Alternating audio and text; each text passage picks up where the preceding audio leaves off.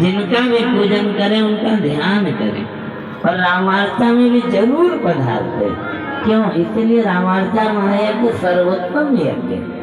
भाई ऐसा होता है किसी अधिकारी को आना और वो सबसे बाद में आए ना, तो कर्मचारी लोग यदि अधिकारी को 8 बजे आना है तो 12 बजे से तैनात हो जाते हैं। और कई अधिकारी पहले ही आ जाए तो कर्मचारी कोई आ पाते, कोई नहीं आ पाते। तो ये रामार्चा किस लिए महिमा है?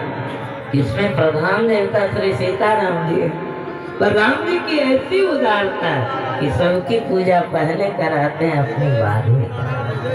तो इसलिए सब आते हैं जिनका भी आप आह्वान करते, और यहाँ तो जरूर आएंगे क्योंकि मिथिला धाम है। मिथिला में तो राम जी पैदल गए तो देवी देवता क्यों नहीं है? बोलिए रामार्चा महायज्ञ की जय। प्रभु सत्य